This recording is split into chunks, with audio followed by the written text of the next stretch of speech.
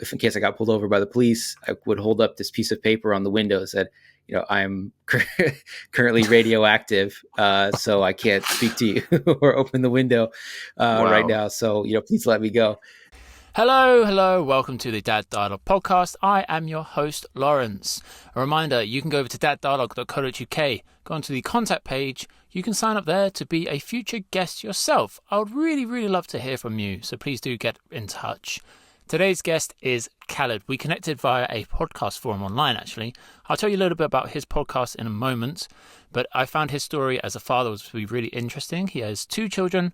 He's got a third one coming very soon. So we talk a little bit about that transition of 1 child to 2 and of the preparations that he and his wife are making for number 3. We also talk about his health troubles that he experienced before becoming a father and how that kind of shaped him as an individual and how it's shaped him approaching parenting. He actually suffered from cancer and had quite a long journey and battle with it. I've really appreciated him sharing his story with us. We talk a little bit about raising a family within a faith-filled environment, as well as he shares some information about what it's like being the second-generation immigrants. He and his wife have similar situations like that, so raising his family with a mixed heritage, I found interesting to hear about. I really appreciate his time sharing his stories with us. His podcast is called 4040 Vision Podcast. It's a sports history podcast. I recommend checking it out if you're interested. He shares a little bit more about it during the episode. So let's get into the conversation. Khaled, thanks so much for coming and joining us on the Dad Dialogue podcast. Why don't you start off just by letting our listeners know a little bit about you and your family? Yeah, sure. Well, thanks for having me on. Again, my name is Khaled. I'm 36 years old. I've been married for coming up on 11 years. I'm about to get in trouble for not remembering that. We've all been there. I have 2 boys. One is turning 6 in September. One turned 2 in March. So my house is a pretty crazy place. A lot of male energy. And we have boy number 3 coming up in late October. So it's just going to get even crazier around here. Exciting times, though. Congratulations. Thank you. Cool. So I want to get straight into it. I've having 2 boys myself. One of the things I often find myself talking to other parents about is the difference between 1 and 2. So I'm curious, how did you find going from 1 boy to the second son?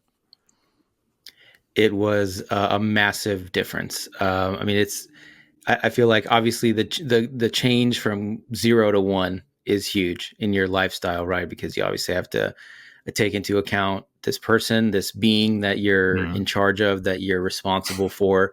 But there's 2 of you and there's 1 kid, right? So the math is in your favor. There's a lot of, okay, my wife needs the night off. I'm going to take the baby.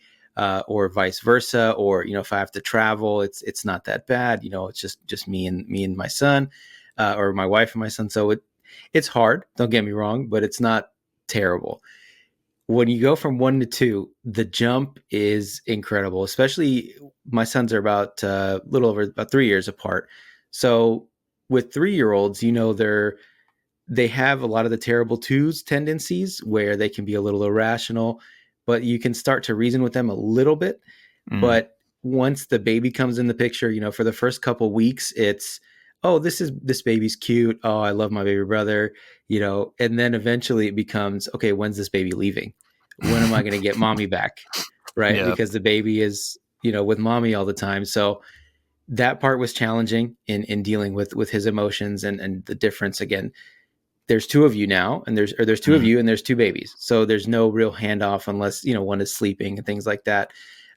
So the jump, I would say, from 1 to 2 was more difficult than 0 to 1.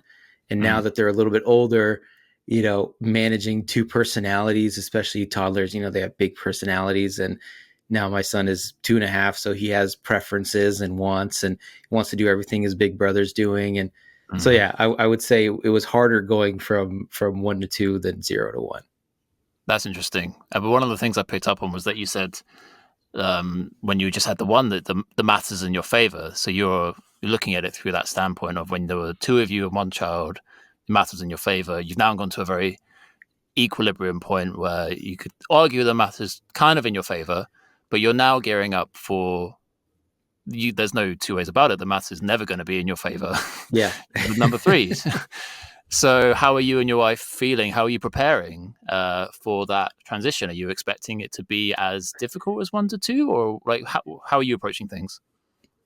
I don't think it's going to be as difficult because we've already gone from one to two. So Mm. it's almost like, okay, we've experienced a pretty chaotic, things are chaotic now and things were chaotic when number two was introduced. So I feel like it's a jump from, 50% chaotic to 90%. And then this third baby is going to be maybe another 10%. And then in the grand scheme of things, it's not a big deal.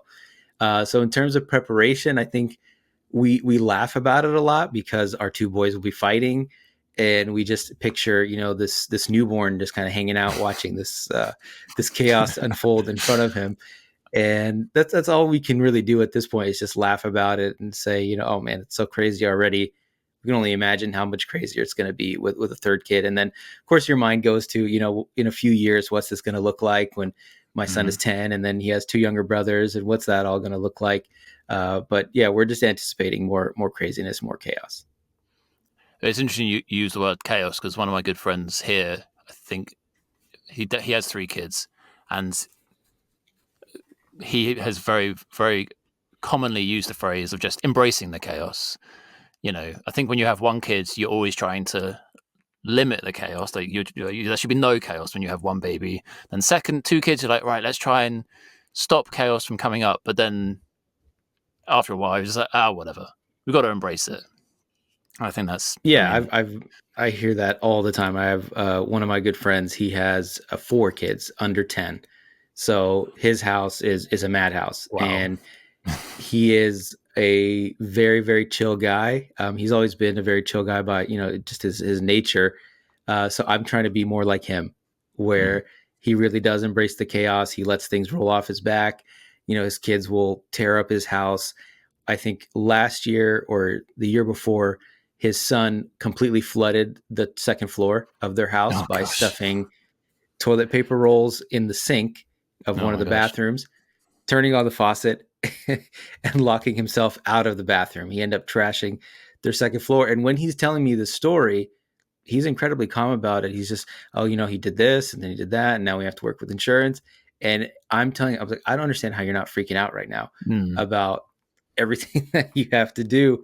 And his take is always, it's just part of the package. You do what you can, but you're outnumbered, so things are going to fall through the cracks, and you just hope that nobody gets seriously hurt, and you just kind of roll with it.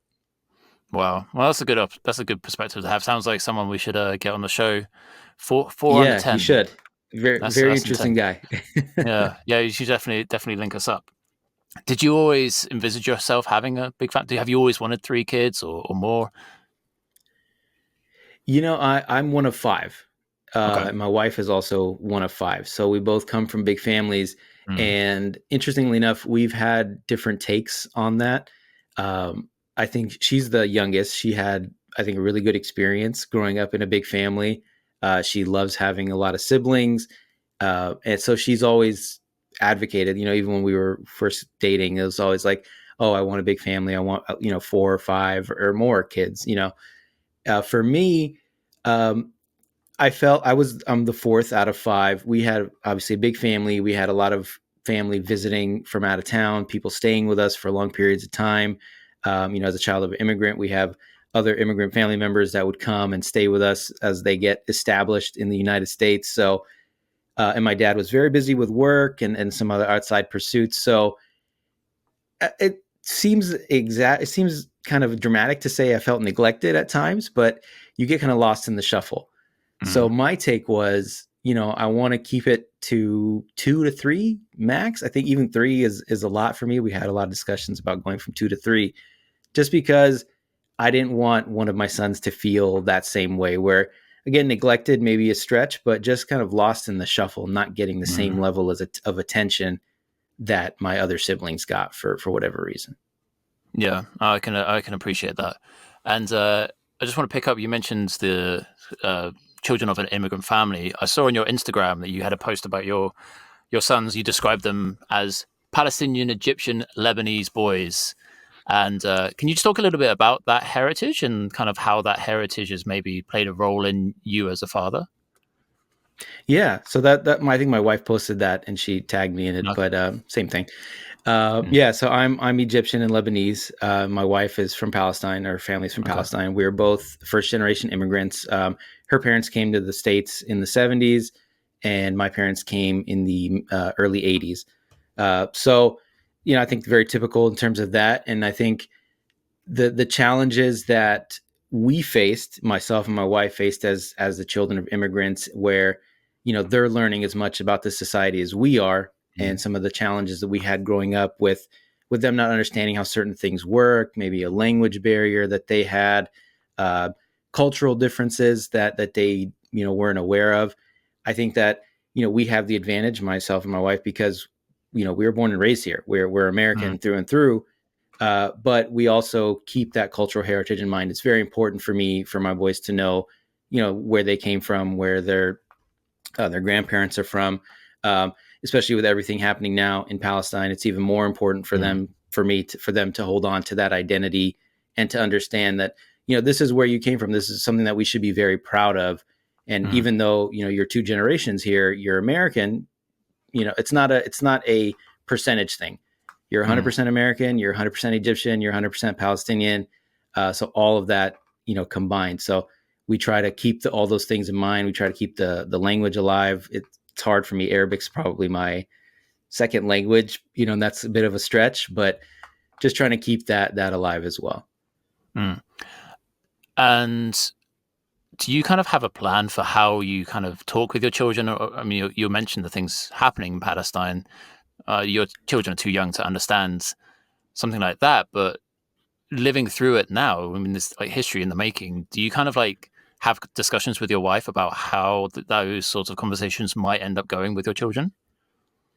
Yeah, I mean, my 2-year-old obviously not. I mean, he's not not ready for those conversations yet. Mm. But 5, 6-year-olds, they're much more insightful, I think, than we give them credit for, and they can understand really complex concepts.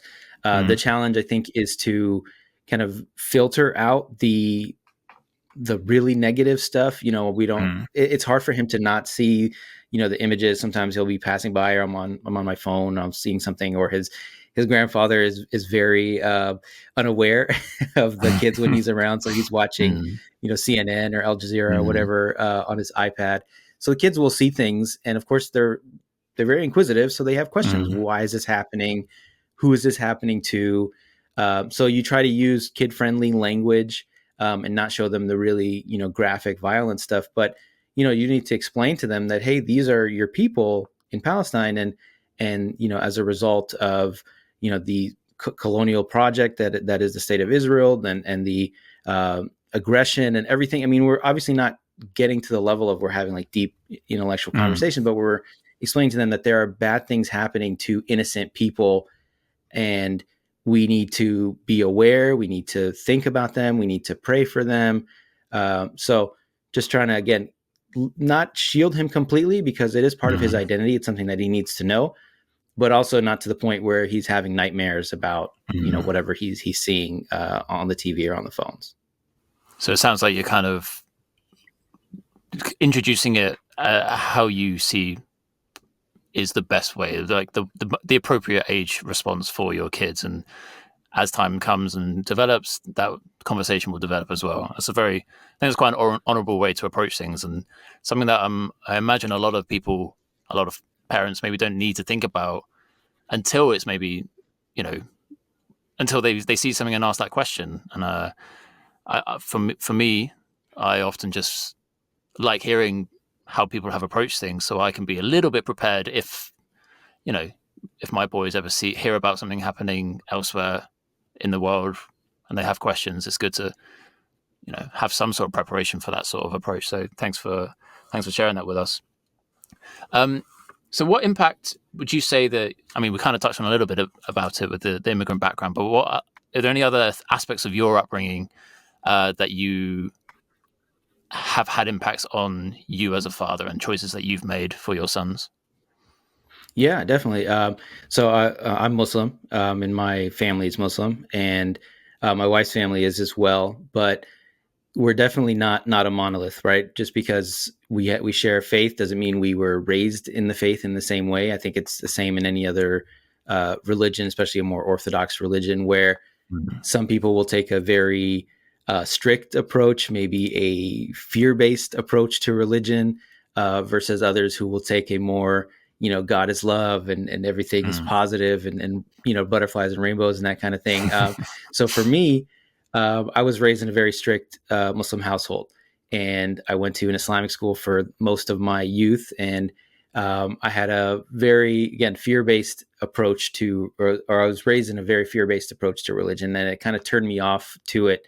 My teenage years and my college years, I think things have changed in my 20s, and when it comes to raising my sons, I definitely don't want to replicate that. I want them to approach religion from a perspective of, this is something that I want to do. This is something that Mm. I enjoy. This is something that makes me feel good, makes me feel better about myself, my life. It helps me reconcile the difficult things that I'm seeing, in life, and God is my protector and all that stuff versus, oh no, I don't want to get in trouble because not only will my parents be mad at me, but God will be mad at me too. Or I need to make sure I'm on top of my prayers or my practice because of the negative consequences versus, oh, I want to take time out of my day to pray or do my practice because, again, it makes me feel good. It helps me, you know, function in life versus Mhm. the negative consequences. So I'd say, and my wife, she was raised in that kind of the positive of the positive aspects of religion, of everything is all good, and you approach it, you have your own personal relationship with God and all that. So I'm definitely more aligned with the way her family did things, and we're trying to replicate that with our kids. That's really cool, and it's good to kind of come together and share those kind of backgrounds, and then kind of make your own plan. I mean, my wife and I did a very similar thing from our upbringings in faith and how we kind of show that to our kids as well. Like, I come from a not very faith-filled background, and she is a very faith-filled background.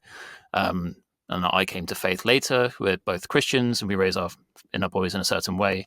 But I kind of relate to what you're saying. It's all about modeling and showing them why we do things and what we do is important to us, and that is all positive and happy and good, and impacts trying to impact them from a positive rather than Hmm. giving rules and just like show and teaching and like demanding that certain things are happening. It's just this is Yeah. part of our life, and we're trying to be a positive impact. Cool. I appreciate that. So we chatted a little bit before. I understand that you went through some fairly serious health trouble before having your kids. Can you tell us a little bit about that journey? Yeah, sure. I'll try to keep it somewhat brief, but in Take as the much time as you need. yeah, it's a long story Okay. with a lot of parts. So I'll try to keep it somewhat brief. But yeah, winter 2016, I was diagnosed with papillary thyroid cancer. Um, so I had a few nodules on the thyroid gland in my neck, and it had spread to a couple lymph nodes in my neck. So Wow. the treatment plan was essentially a thyroidectomy. So they removed the thyroid completely. They removed a couple things called the parathyroid, and a few lymph nodes in my neck and upper chest area. So, and then after that, I did a round of radiation treatment. So it's not quite as harsh as chemotherapy. So I didn't lose any hair or anything like that. But Mm. I was forced to quarantine for 2 weeks in my parents' basement. I was married at the time, so had to leave my wife behind and quarantine in my parents' basement, and everyone had to stay. It was a good practice for social distancing because everybody had to stay. I want to say like 10, 12 feet away from me. Wow. And I remember, so when I went to the hospital to get to get the radiation pill as part of the therapy, they brought it out in a 20-pound lead container. It was about the Wow. size of maybe a 20-ounce bottle of Coke, but it was 20 pounds, and it was lead, and there was a little pill encased in it. Um, and they gave me a slip that in case I pulled over in the drive from the hospital to my parents' basement, my parents' house, if in case I got pulled over by the police, I would hold up this piece of paper on the window that said, I'm currently radioactive, so I can't speak to you or open the window right Wow. now. So, please let me go. So just kind of the absurd nature of that. But so that was about a 6 to 8 month period of two surgeries, radiation therapy. Uh, since then, I've been in remission, but just been dealing with some of the long-lasting, side effects of not having a thyroid gland, Mm. which controls everything in your body. It's really crazy. It's about the size of like a macaroni pasta, the bow tie Mm. pasta, and it's shaped like a bow tie as well. But it controls, regulates body temperature, it regulates mood, fatigue, appetite, hair loss. So it's really Wow. crazy how much that this little, I don't even know, it's not an organ, it's a gland, controls. So Mm. in the years since then, it's just been trying to manage that and dealing with the side effects of that. But other than that, I mean, again, been in remission since, and clean bill of health since then. Wow. So this was before you had kids. Did this kind of impact you as your approach to family? Yeah. So as part of the funny thing is, we had already been talking about it. We've been married for about 4 years at this point. Um, and we had talked about, we wanted to start thinking about having kids, and I think this definitely accelerated it. Right. As part of the radiation therapy, I could not conceive. I had to sign like a paper thing and said, if I was to conceive within the next 6 months, it would have to be aborted because of the radiation in my body. So that Right. was a crazy thought, and a crazy Yeah. conversation to have with my doctor and my wife. Yeah. But we decided kind of, okay, as soon as we get that sign off, I think this has been a little bit of a wake up call. Like, we want to have kids now. I want to be able to experience that, just in case this does come back or it does lead to something else. Cause, once the cancer's in your body, you never know when it could pop up, if it pops up again. So it kind of accelerated the clock on it. Um, and in terms of my outlook, I mean, I think it might be kind of cliche, but you have this brush with your own mortality, right? You hear that word, you have cancer, that phrase. It doesn't matter what type or where it is or what stage. It's just it really rocks your foundation, Mm. rocks your core, and you have to reevaluate things. And I think that was a big turning point in our relationship. Not to say that we weren't happy before that, and we weren't happy with each other, but I think it really minimizes some of the other stuff, the Mm. extra stuff, the things that we may have fought about before. It just becomes like, oh, that's not even a big deal. Or so it gives you a lot of perspective uh, on what really matters in life, and Mm. wanting to spend time with family, and maybe scratch off a couple items on that bucket list and not worry so much about credit card debt, uh, things like that. So it really did. It was obviously a big moment in my life, and of course a huge moment, and a huge nexus point in my marriage as well. Mm. Wow.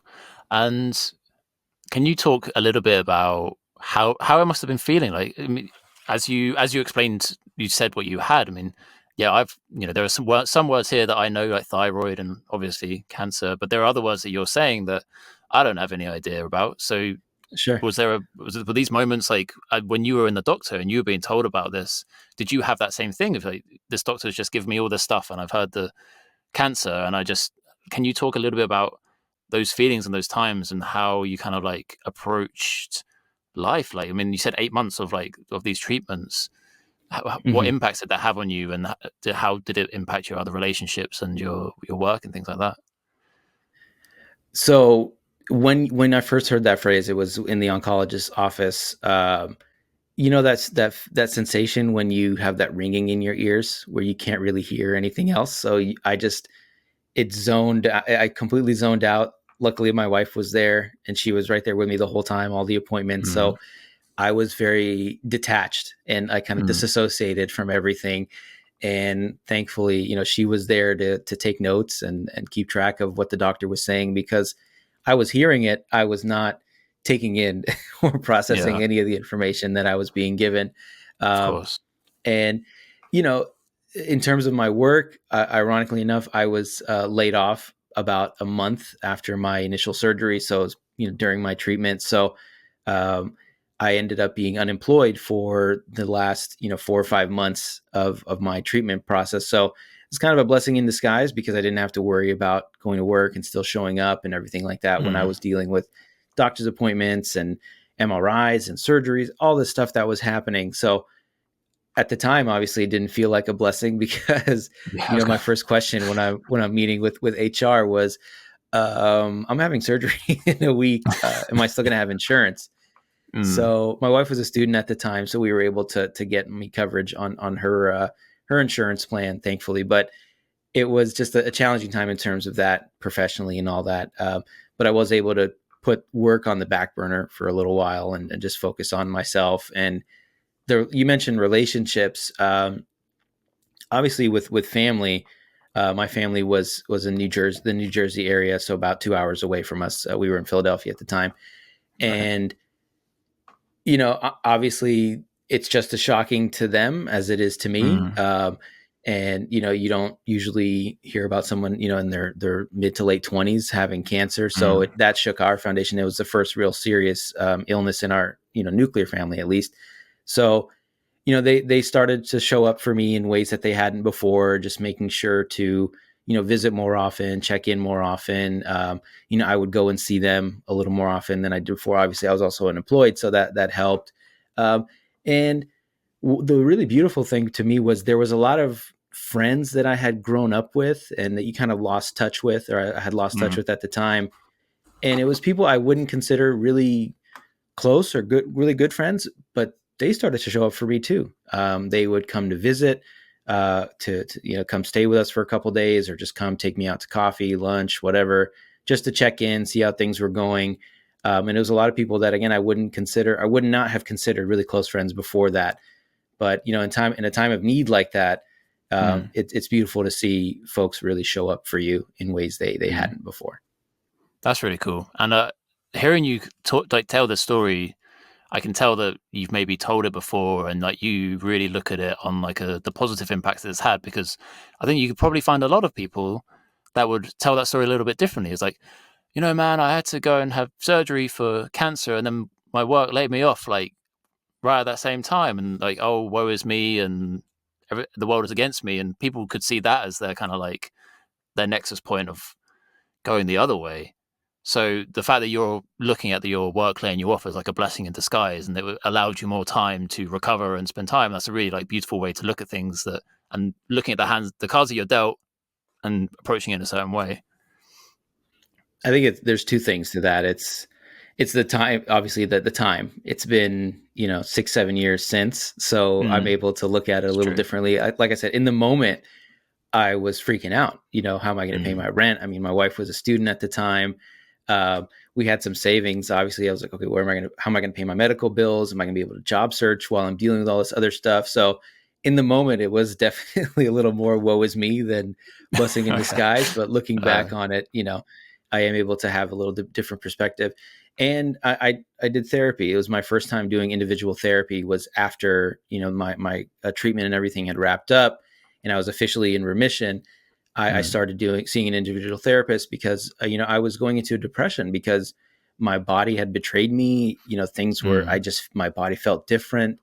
Uh, I hadn't quite processed the situation, the trauma that I experienced. So being able to talk through it with a therapist and with a professional, I definitely helped me see things in a different way and at least process and really understand what I had gone through.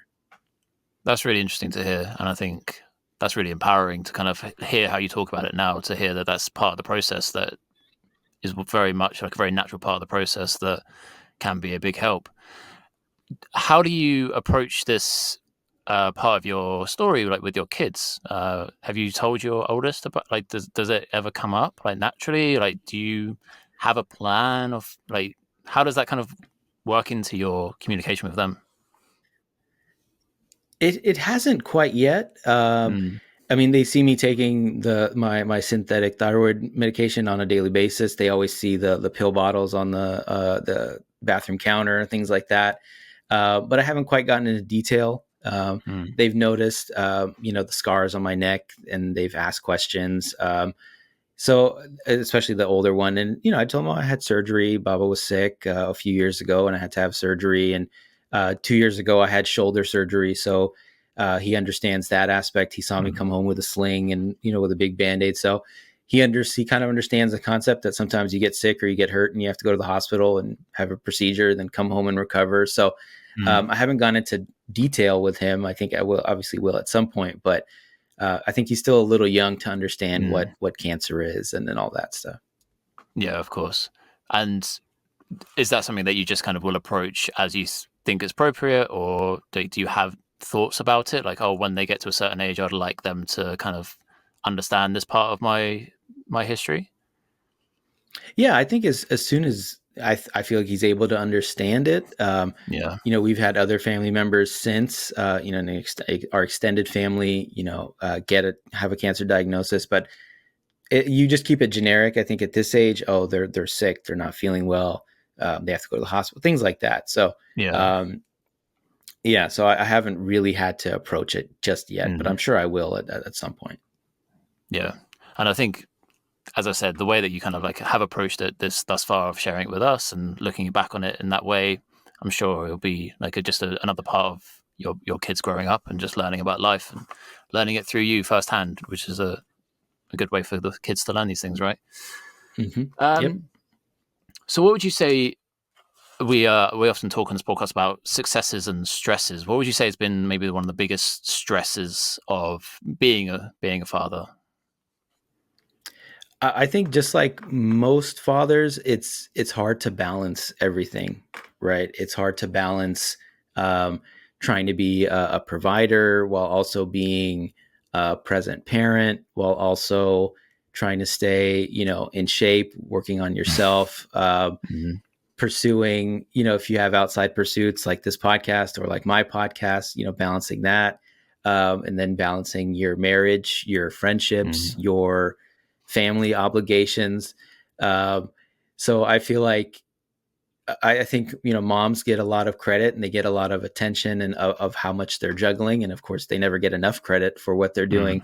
But I think dads, we're not juggling as much, but I don't see it as a competition. Mm-hmm. But I think we're all juggling a lot, right? We're trying to be our best selves in a professional setting, in as employees or whatever, as husbands, as dads. So that's just the big stressor. Just how do I make time for everything, right? And trying to make it all work is the big challenge. And of course, the financial thing. Living in California, we're not in the Bay Area, which is super duper expensive. We're just Mm-hmm. outside of the Bay Area, so it's a little bit better. But seeing that mortgage come out of your bank account every month and trying to do the math of, okay, what if I was let go because I've been let Mm-hmm. go before, or laid off? How long? How much runway do we have? So I try not to worry too much about those things, but I think it's just a juggling act that we all have to do as fathers and husbands and workers. So And I think one of the key things, like you said about, mums are doing a lot of balancing as well. Every partnership's different, right? And every partnership has different the mum and dad juggling different aspects of their family, trying to keep a balance. And I think it can sometimes become a little bit easy to maybe judge like another family when you're looking at certain aspects of that life, if that makes sense. And um, yeah, we're just trying to balance all these different things. The one you resonate with you is when you're saying balancing the working out, finding time for that. That's always yeah. the tricky one for sure. Have you got any like what have you developed or any like strategies for finding balance, finding time to do everything? Wake up early. That's really it, right? Yeah. Um, there's weeks where I'll have to go to the gym at 6 o'clock in the morning because that's really the only time in the day where um, I don't feel like I'm taking away from something else. And I think that's a big thing that we struggle with. I think as men, as dads, is if you're going to work out during the day, then you're gonna have to take time away from work or step out, maybe use your lunch, and then you're checking your phone, so you're not getting pinged or emailed during it, so you're not having a good experience. And then, okay, I'm gonna work out in the early evening, and then my wife's alone with the kids, and she has to feed them and do bedtime. And then after bedtime, it's like, okay, this is quality time that I could be spending with my wife, either watching a show or catching up or hanging out or whatever.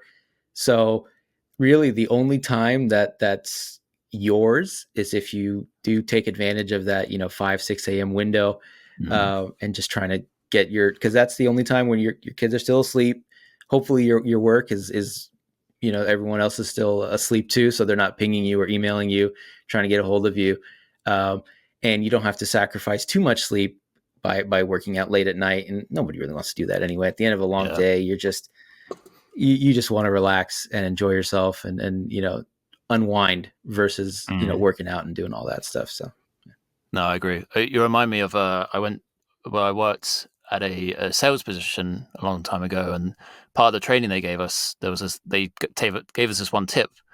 They were like, you can only truly control the first thing you do every day and the last thing you do every day. That's the only thing that you have full control over.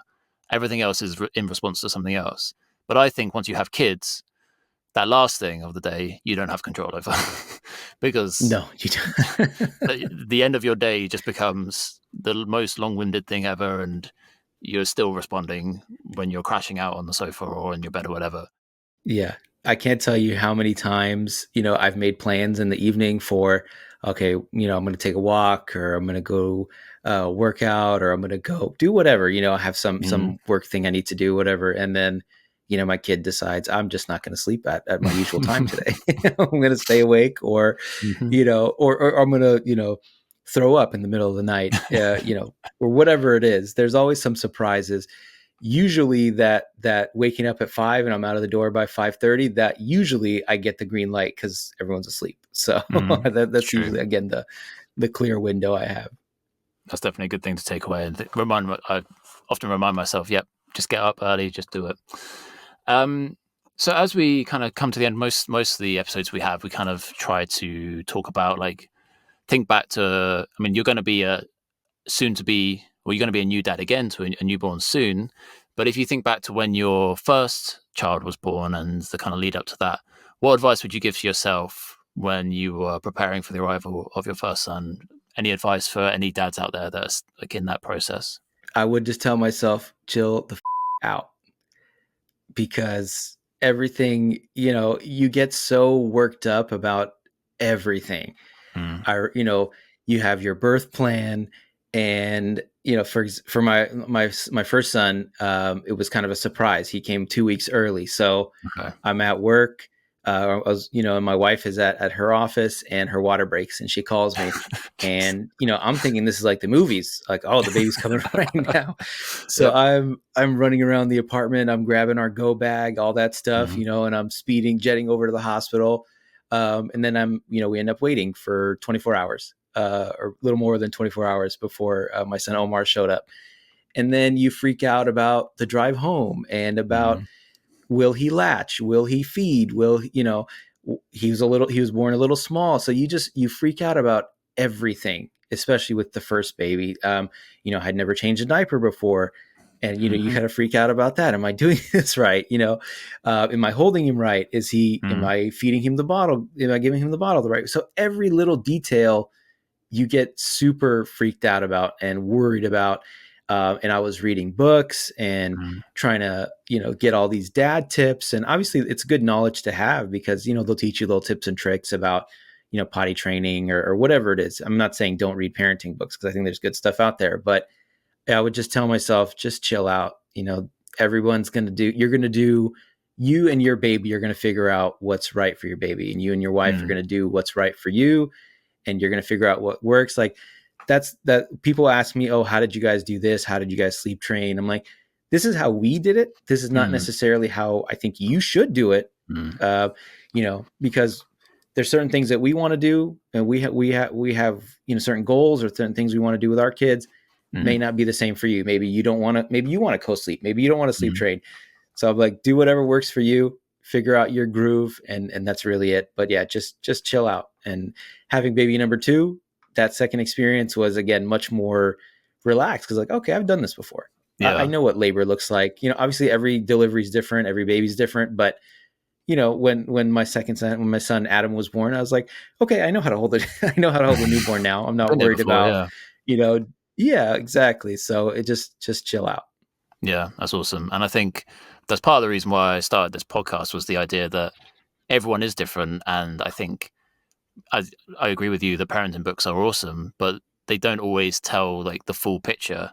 And I think just talking to other parents is such a powerful thing to have lots of voices in your head and lots of things to process and think, oh, this person told me this and that's interesting, and like this person told me this, and you kind of like your brain helps you compute it all and how you apply it yourself. It's not like it's not you're not telling me to do a certain thing, or you're not telling the listeners to do a certain thing. You're just sharing your opinion and your stories and how things have worked.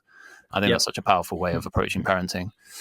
Um, to wrap things up, why don't you just tell our listeners a little bit about your podcast? Yeah. So I have the 4040 Vision podcast. It's a sports history and sports podcast.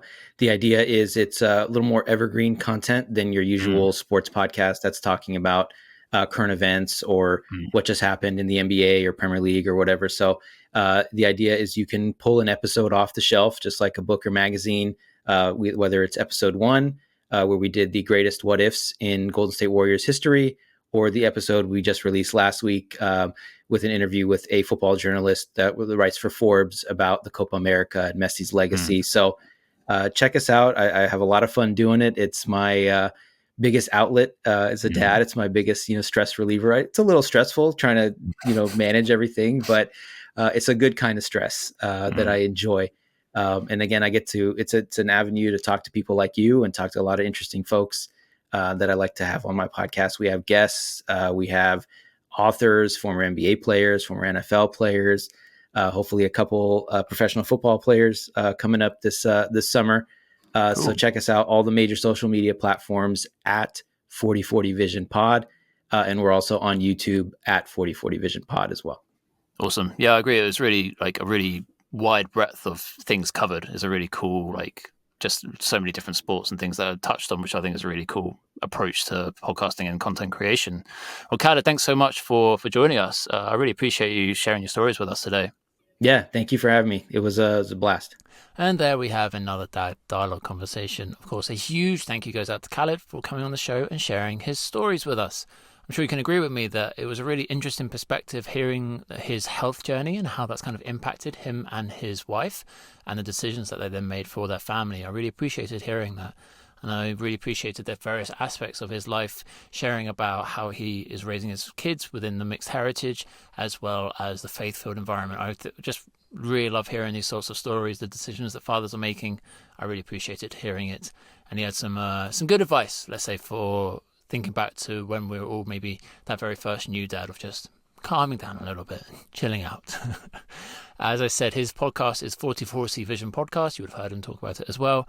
You can go check it out. I'll put a link in the description.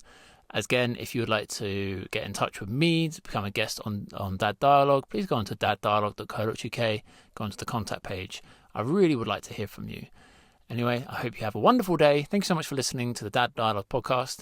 I'll talk to you soon. Goodbye.